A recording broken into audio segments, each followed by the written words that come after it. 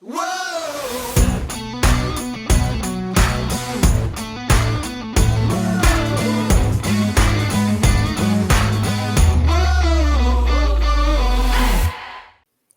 to the What's Up Verdict podcast, where we fashion ourselves television judge and jury. My name is JJ Crowder. I'm here with my co-host, Mattson. Better read than dead. And Alec. Let's get it. We appreciate you tuning in. As always, go ahead and hit that like, subscribe, follow button, hit the bell notification if you're on YouTube. All those fun buttons to let you keep up with what we're doing. Those of you that are live watching, we're going to do 2 episodes, so there will be a cut. I'll let you know when it comes. But we're going to jump in with the Lord of the Rings, the Rings of Power. Yeah. So yeah, let's just jump right in, guys. I'm not gonna lie, I don't have a lot to say about this because I don't know how I feel about it quite yet. Why is that, JJ? Well, because they screwed it up, Mattson. Yeah, there's some stuff I don't love. Everything that they're doing with Galadriel bothers me, because it's way off canon. And I understand, like, we're dealing with characters that don't have a lot of canon, unfortunately, because Tolkien passed away before he was able to complete a lot of his further books. But there's enough information to understand the nature of Galadriel and some of the stories. Now, they don't have the rights to some of the actual told stories because they don't have the rights. My understanding is they don't have the rights to the Unfinished Tales or the Silmarillion. So those are 2 books that have, while still not a lot of detail, have some of the more concrete stories that involved Galadriel, at least getting to Middle Earth and setting up Lorien and being, getting a hold of meeting Celeborn and all of that fun stuff. But this whole, basically, episode 1 and 2 for Galadriel is revenge porn. I mean, that's really what it is. Her brother dies, which, I mean, is canon, but in the books, in the notes that you can read, and she's sad, but she doesn't care. Like, she's there for power. Like, she wants to rule. I was telling Alec earlier, like, that's what she is. She's not this white hat, super good character. Like, she wants to be powerful. She wants to be a queen. Was that why she struggles with the ring in actual Lord of the Rings? Yeah, that's why she's tempted by the ring, and that's her big challenge to decide she no longer needs to be on Middle Earth and she can, retreat to the west and go back to Valinor at that point. So she is a very different character than what they're portraying. Now, I understand she's the name, right, that everybody wants to see from the original trilogy at this time frame is Galadriel, Elrond, these characters that they know from the original trilogy. But unfortunately, they're not the most interesting characters at this time. They're just not. And so I get why they did it, but they changed so much. And I just don't love her story. And because her story's at the forefront and is the one that they lead with and they've told the most of in these first 2 episodes, it has put this dark shadow, no pun intended, over the rest of what's going on, which, to be honest, I'm a fan of a little bit of it. Like, I love, like we were talking, what's his name again, Alec? Aralid, the character that, here's the funny part, the characters that are made up for this show that aren't part of actual canon are the best parts so far. The human and the elf from the southern lands, the guy that Galadriel runs into in episode 2 on the boat, he's made up. I like him. He's intriguing.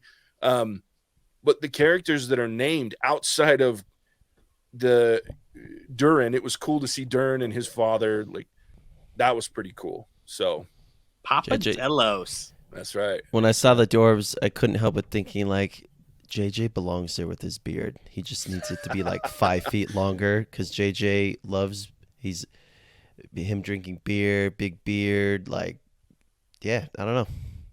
Could work. I could see it. I used to have a beard that was all right, pretty far down there. I just have to talk about that subject for a second. It was cool to see. Was that the Mines of Moria that we saw? That's what I thought. I was like, I told Tay, I was like, this is what it would have been if in the first Lord of the Rings, if they had shown up and they were still around doing their thing and didn't get wiped out by a bunch of orcs. So it was really cool to see it. thought it was super cool to see how they had that big paint of that mirror, moved it around to grow crops, and just the fascination of that civilization there, and the personal grudge Doran held against Elrond. Like I was like, yeah, like 20-year grudge. Like hold on to that shiz. That was great. That was probably my favorite part of the first 2 episodes. Is I really felt just involved there and a part of it, and that felt really Lord of the Rings to me. And they really had some good humor elements there, and some character progression that I quite liked in that part. It was cool to see that. I just loved to see what it looked like before it was destroyed. Yeah, and I love the fact that like there were hints of what you saw in like, because you didn't get to see much in the movies in the Lord of the Rings. Like there's a pretty cool description of it in the books when you're reading them, but even then it's black as night. They only have their torches and Gandalf's little staff that are lighting the way, but you can hear like see the carvings in the vast caverns and these halls that they had. So to be able to see that with the fact that they've got this flowers and the bushes and the greenery and all that stuff in it was really dope. Like the Khazad-dûm was the best part. Like so cool. And then the little hint at the end of the episode that showed that they've come upon the, oh my God, my mind just went blank. The metal, the mithril. Yeah. Oh, is that what they were? Because when they were talking about singing to the metal and stuff, I was like, it's not the ring yet. The rings that they were made and such, and so it's mithril then. Yeah, so that's what eventually what takes down Khazad-dûm is the fact that they dive too deep. So it was like this juxtaposition where Durin's wife was talking about she sings to the rocks, and the cavern will tell them when to stop digging in order to mess things up.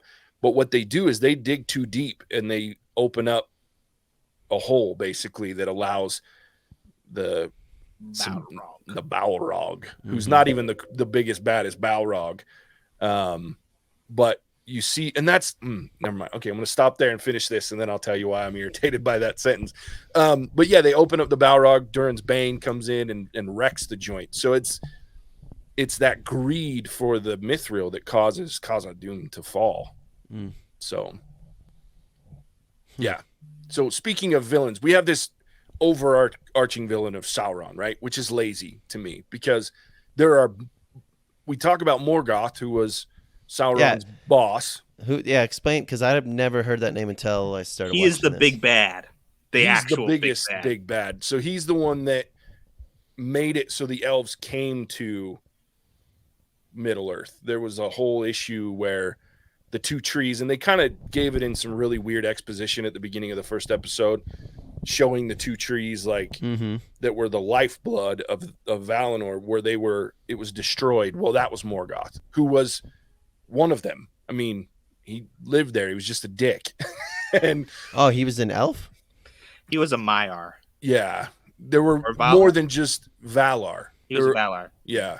There are more than just elves that lived on Valinor. And so but they were all infinite beings. So everyone that lived on Valinor are infinite beings. With Tolkien being like super Christian and such, like the Valinor sounds almost like the preload. Like, I mean, I'm LDS, we call it the pre-mortal existence. I mean, you call it what you want. There's religions all have their own thing, but it sounds like the immortal beings that were in a place of peace and harmony, and then this dude just came and just effed it all up, is what it sounds like. Pretty much. It's accurate. Yeah, there's definitely there's tie-ins from that faith system and belief system from for Tolkien. Oh, absolutely. Yeah, and that's yeah. When you go back, there's all sorts of religious overtones throughout all of the stories, even in Silmarillion and the Unfinished Tales and notes and stuff. So Morag, did orcs exist, or Morag created orcs? Morgoth. So no, you're good. Orcs are created from they're a cross of elves and goblins, and so they're created. They weren't a natural entity within. So it was elves. It was the Valar, which the elves are technically Valar, and then there were 2 others. And were goblins on Valar as well? Okay. They're a Middle Earth product. Got it. Yeah. So when they come across, there's a banishment. That's how some of these elves leave. They go to, but there's so many better villains. So Morgoth, I'm okay if you start at, because you have to get to the second age. Morgoth has to be defeated. That's cool. But you've got like, there is, because you remember the giant, what was her name? The giant spider in Ungoliant. Yeah. So, but the one in the Lord of the Rings trilogy. Oh, Shelob. Shelob that takes down, that they're fighting with. She's like puny. She's a little baby spider compared to Ungoliant, who's actually the one that destroyed the trees. She poisoned the trees she was an ally of Morgoth, and Ungoliant was about to whoop Morgoth's ass at one point. And then this Balrog, that's like the Balrog of all Balrogs. So the one that they faced in Khazad-dûm in the original trilogy is like, again, like a baby Balrog. This dude's, yeah, dude, seriously. And I don't remember the big Balrog's name. Gothmog. Gothmog. Dude, this dude is no joke. And so I just feel like there's so many other, and they're still alive in this time frame. I mean, and then there's dragons. I mean, there's so many things that they could be telling these stories. And I realize that they're missing some of the already told stories, but son of a bitch, but to make Sauron the guy is annoying. But I don't have a problem with like leading into Sauron, like his rise to power and who he was and what he became. Because so look at this way, for me, like take Harry Potter for instance. If they came out and said, "Hey, we're making a Harry Potter TV show about the rise of Voldemort and the backstory and how that happened and such," I'd be cool with that. And for me, with Sauron, I'd love to know how he came to power. What did that look like? How did he get himself to be where he is to eventually fall? Me personally, I don't have a problem with that story because I'd love to see that story. If they told me that, but in process there was all these other, where he's maybe the overarching, but then they get into some of these other characters you talk about, JJ, that where they can spin that into it, I don't have a problem with that. But again, that's me.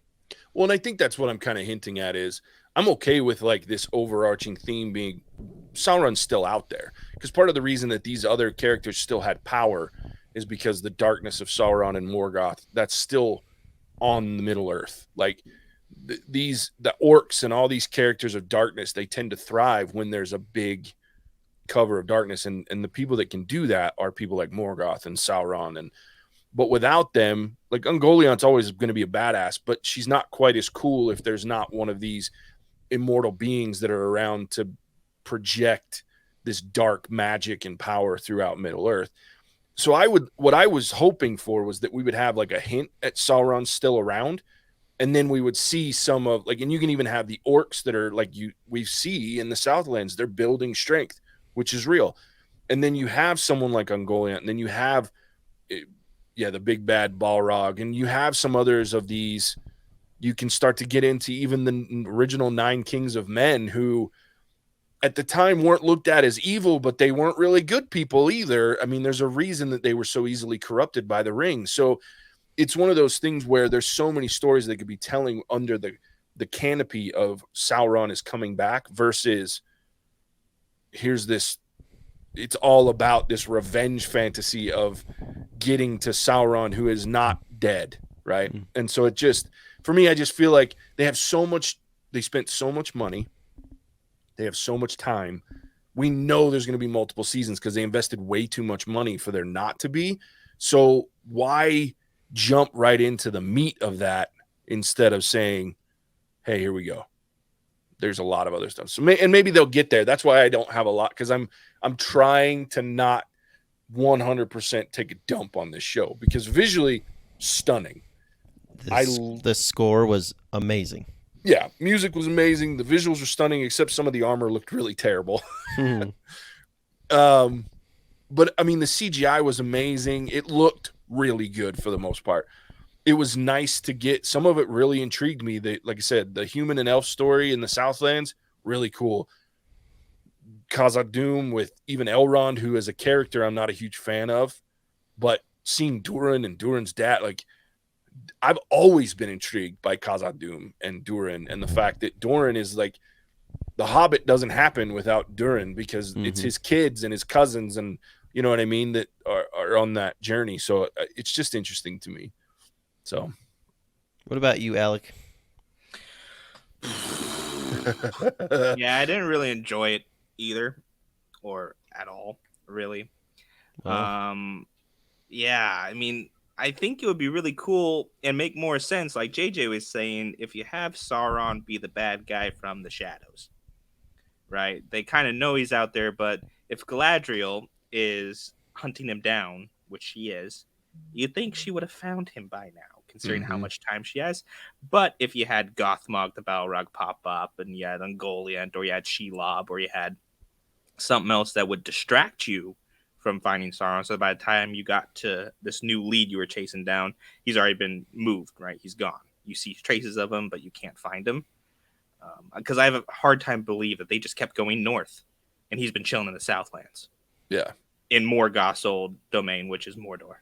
Like, that was the last place they looked, and they're just keep on going further and further north, and their solution is just keep going north. We'll find him. Yeah. It's like, really? And you're supposed to be great at this? So, I mean, I really like the made-up characters, too. Halbrand? Dope. I hope he has a bigger part to play. Yeah. And then I really, I messaged JJ this. Young Elrond does not do it for me, because the same guy who plays young Ned Stark. Yeah. Good for him, right? He knows what he's doing. But I couldn't, every time he opened his mouth, all I heard was, I looked for you on the Trident. See, I didn't have that problem because the blessing of not seeing Game of Thrones. Yeah. Because I saw it too. I was like, oh. I will run into that problem at some point. Because I am watching it now. Season 7. 6? Is it 6? Actually, no, I got a while. Because I won't even watch those because it's not worth it. That's fair. That's fair. I mean, you got to watch. I don't know. There's a battle in season 7 you got to watch, because the first time you see the dragons in full on battle is bitchin', which is in season 7. But anyway, that's neither. Lord of the Rings could bring in a dragon. That'd be awesome. I mean, they kind of did, but it was going down at the end. I'm like, son of a bitch. Why? I want. Anyway. Because there are so many cool villains that they have, and I'm worried because they're jumping straight to this ring crafting, which JJ and I were talking about. It's like 1,000 years down the line when they finally get it done. Yeah, it takes that long. Yeah, before Sauron gets his full power, we're like 1,000 years away. Yeah, there's still a lot of shit that has to happen. Like, we're in the Southlands. There's no tower, so the towers have not been built. Yet. So Southland is Mordor. Yeah. So the Southlands are where Mordor's at. So we're missing a tower. Like, we're missing 3 towers, because there's technically 3 towers before. The map was hard because I know it's the same, but the names are different right now. And I was like, I should have looked at it and then be like, oh yeah, I would have realized if I had seen that. Yeah. Okay. So Lindor is what does that get changed to in Lord of the Rings? That's a chocolate. You're talking about Linden. Sorry, Lindor. Linden, Utah. I mean, similar problem. But Linden does that turn into Rivendell? Yes. That's what it looked like. Yes. Yeah, parts of it. But most of it, yes, becomes Rivendell. Okay. And the elves that get sent to the, what do they call it, the Far West or whatever, are they like being transfigured or like turning into spirit? Or I wasn't quite sure what was happening there. So they're basically being this one annoys me too. So first of all, Valinor calls to the elves, and the sea calls to the elves, and what they talk about in the books is that the sea is calling to the elves. They feel like it's time for them to leave Middle-earth and go home. And during the Second Age, very few of them did leave. They mostly stayed, which we're in the Second Age, and we're early in the Second Age. So what happens is they show, basically, they've added this element of banishment, basically. Gil-galad was like, I don't want her here. She's annoying. She's a threat to my reign. And so I'm going to send her and her army away. Well, it's a great honor to go back to Valinor. That was originally their home, but they usually do it on their own accord. And there's constantly boats running from Middle-earth to Valinor throughout the Second and Third Age when these elves decide to go. But they never were sent, and Galadriel was never even close to being sent back to Valinor by Gil-galad. She ruled as a queen of her own land under Gil-galad for the entire time Gil-galad was alive and on Middle-earth. There was never this weird issue. That's one of the other things that I was like, what the fuck is happening? Sorry for my language. And then when she jumps off and swims the entire freaking Sundering Sea, are you kidding me? Anyway, that's a whole nother element that. Well, that part was weird, but like, see, a lot of these details, I don't. If it's funny because I don't know this lore as much of now. If we did like Aragon, or if we did something from Brandon Sanderson's like Mistborn, a part of this is just I know enough about Lord of the Rings, but I don't know like the deep lore. Which for me, not knowing that, I mean the visuals, the music, I don't think I don't didn't so much enjoy the revenge toward. I question if how valid that was, but I mean, I guess I like this a lot more than you guys did. Yeah, and I knew that was going to be a possible issue. And I envy you to a certain degree that you don't know, because I'm sure this show is dope as hell. Because like so far, I'm like, I'm very intrigued. I'm like, okay, there's a lot of different storylines, and the one that I have the biggest question on is the Hartfoots, which seem like the Hobbits or cousins, yeah, something like that. And then I guess I should just ask it, who the hell is the dude that came out of a fireball? I'm going to let Alec go there, and then this will be our last point before we move on to the next show. No, we don't know. We're worried. Yeah, JJ and I are thinking it might be Gandalf. No, because that's what I was thinking, but I don't. Yeah. Yeah, I looked up online, right? And I saw that some people thought maybe it was the Blue Wizards, but JJ cracked that hope for me because they are part of the Silmarillion and the Unfinished Tales, which we don't think the show has the right to, so it can't be them. It appears to be Gandalf because shows up with the Harfoots. Gandalf is known to have, real close ties with the hobbits, the little people. Fair.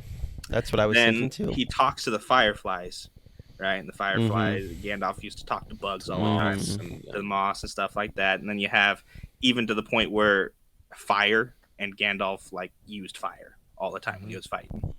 All the time. The only thing, and I didn't mention this to JJ, I saved this part. When he lands and he goes up, you see the eye of Sauron. So other people are saying, oh, it's Sauron. But that doesn't fit into the lore, which is another problem JJ had with it. Yeah. Well, but Sauron was already there. Like, why would Sauron come back in a meteor? Like, that wouldn't make any sense. But he also had a human form. He did? Yeah. So the rings were all these rings of power, name of the show. The ones that the elves had, 3 for the elves, 9 for the humans, and 5 for the dwarves. 7 for the dwarves. So all of those rings are forged by Celebrimbor, and the guy we meet, and it's done in that furnace thing. They're trying to forge that he's wanting to build with Elrond and the dwarves. So the problem is those rings are developed. He's basically tricked into building those by Sauron in human form, because Sauron was a great metal worker. He also was a crafter and a builder. So he gets Celebrimbor to build these rings because they trust him. They'll take them from him. He builds then as Sauron in the Fires of Mount Doom the ring, which he knows now how the other one was built, because he's part of the other rings of power being built, that he can use that one to control the others. So that's how they get built. So we've already seen Celebrimbor. So the only way that is Sauron, because I thought that same thing too, the eye. I saw the eye in the fire. The only way that's him is if Celebrimbor had the idea for the forge himself.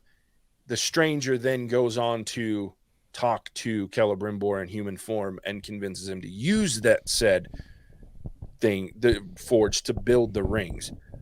If that's the case, we have a long ass time, because it takes them a long time to build the forge, and even longer to build these rings, to be successful with the rings. So there's a lot there. I'm with Alec. I think it's going to be Gandalf, because they're using every possible thing that they can to tie it to the original trilogy. So, I mean, and I would have a problem. Like, fine, cool, like, sure, but the way I just don't like this weird, like, I guess it'll be fine. That's the one part of the story so far I'm just not as interested in at the moment, because it's not as visually cool or straightforward, or but the one thing that I appreciated that you just didn't see a lot. You saw it in Lord of the Rings, in The Hobbit too, and more so in The Hobbit. It's just the line, especially between, in this one, humans and elves, and like the hatred and things. And I thought they really did a good job of kind of portraying that, where like in The Hobbit, like dwarves obviously hated the elves, distrusted men to an extent. And I've always appreciated that about Lord of the Rings, that they've really been able to, just the world building aspects, to me at times are second to none. For sure. Yeah, and I like the Harfoots. I'm excited to see where that goes. I just wish the Stranger wasn't there. Like I was intrigued. Again, characters that aren't part of. It's all that stuff that's Nori really you like the dope. little Yeah, Nori's was cool. as The hell. little prophecy guy with the crazy hair. Yeah. I mean, they all had crazy hair, but True. Yeah, I liked it. All right, well, we'll be back next week to talk more about the Rings of Power. If you're with us live, please hang out. You'll see a little cut. We're going to play some more videos so that I can edit these into separate videos of their own. But hang out with us if you're live. We do have a couple people watching, so we appreciate that. Then we're going to jump in and talk about House of Dragon. Before we do that, though, Mattson, tell everybody where they can find us real quick. yeah. If you are liking what you're hearing, check us out on What's Our Verdict Reviews, wherever good podcasts can be found, Apple, Spotify, Stitcher, wherever you want to listen to us. Check us out at whatsourverdict.com to see what's upcoming. Check us out on TikTok. We got a lot of random fun videos, movie trivia, Tigers talking, roasting videos of co-hosts, you name it. And what's going on in our world. I mean, we've House of the Dragon, The Rings of Power. We've got She-Hulk going. Andor's going to be starting up in a couple of weeks, and then we're sprinkling in some kind of older movies at this point, since what's in theaters is not very good at the moment. For sure. All right, well, there it is. As always, we appreciate you tuning in. We'll catch you on the next one. Wait. Cinemagic Hour.